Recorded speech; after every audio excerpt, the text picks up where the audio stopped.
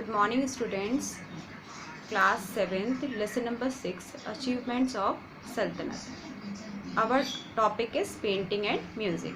During Sultanate, miniature form of painting was very popular. Highly skilled artists were patronized by the kings.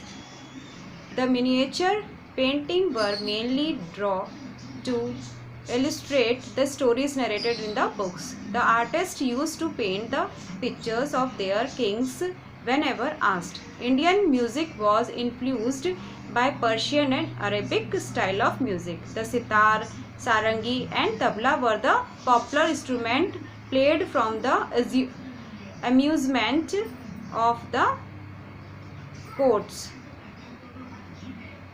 There were many Sufi sons who developed very keen interest in music. It was their deeply rooted belief that through devotional music one might come nearer to God.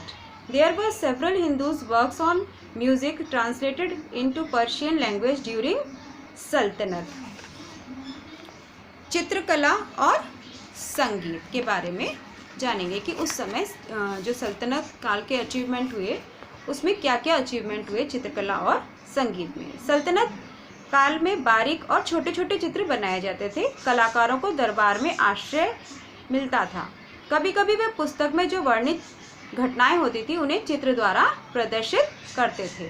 भारतीय संगीत पर फारसी और अरबी जो अरबी भाषा थी उनकी संगीत शैली का बहुत अधिक प्रभाव पड़ा. सितार, सारंगी, तबला जैसे वाद्य यंत्रों की लोकप्रियता ज़्यादा बढ़ गई.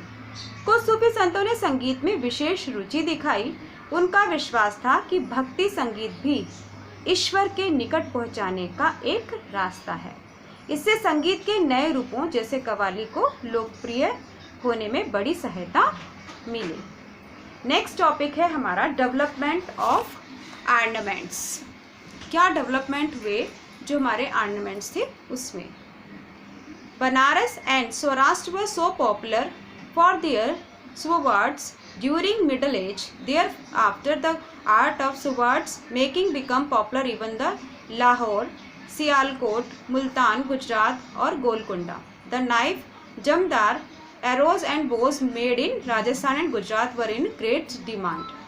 The guns made in Sialkot and Mewar was considered best. Iron was popular for the making of all kinds of dhalas, armors and many ornaments.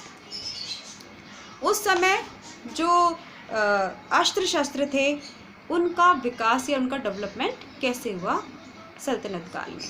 मध्यकालीन समय में सर्वोत्तम तलवारें बनारस और सौराष्ट्र में बनती थी. उसके बाद तो लाहौर, सियालकोट, मुल्तान, गुजरात और गोलकुंडा के प्रांत भी इसके लिए मशहूर हो गए.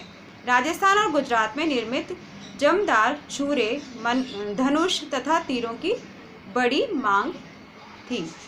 सियालकोट और मेवाड़ की तोड़ेदार बंदूक सर्वोत्तम होती थी.